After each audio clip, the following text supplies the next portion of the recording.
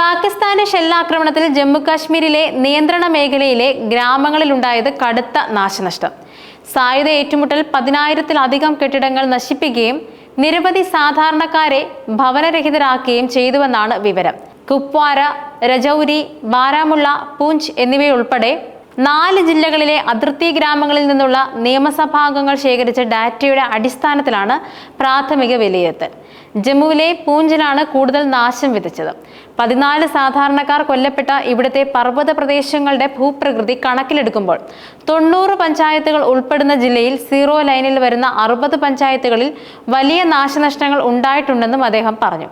ഉറി, കർണ ഗ്രാമങ്ങളിൽ 650-ലധികം കെട്ടിടങ്ങൾക്ക് കേടുപാടുകൾ സംഭവിച്ചിട്ടുണ്ട്.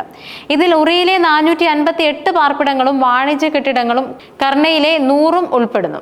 30% വീടുകളും പൂർണ്ണമായും തകർന്നിട്ടുണ്ട്. ബാക്കിയുള്ളവ ഭാഗികമായും തകർന്നു. പാക് ഷെല്ലിങ്ങിൽ ബുദ്ധിമുട്ടിയ പൂഞ്ചിലെ ജനങ്ങൾക്ക് സൈന്യം ഭക്ഷ്യവസ്തുക്കളും മരുന്നും എത്തിച്ചു നൽകുന്നുണ്ട്. മെഡിക്കൽ ക്യാമ്പുകളും സൈന്യം നടത്തിവരുന്നുണ്ട്.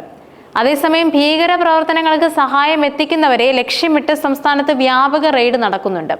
അതിർത്തി മേഖലയിലെ സുരക്ഷാ ക്രമീകരണങ്ങൾ കരസേന northern commandant lieutenant general Prateek Sharma നേരിട്ടെത്തി വിലയിരുത്തി. ബാരാമുള്ള ജില്ലയിൽ ഡ്രോൺ പറത്തൽ നിരോധിച്ചിട്ടുമുണ്ട്. എന്നാൽ പഹൽഗാം ഭീകരാക്രമണത്തിന്റെ പശ്ചാത്തലത്തിൽ അടച്ച അട്ടാരി വാഗ അതിർത്തി തുറന്നു നൽകി ഇന്ത്യ.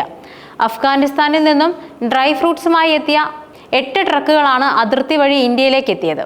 23 ദിവസത്തിന് ശേഷമാണ് അട്ടാരി വാഗ അതിർത്തി തുറന്നത്.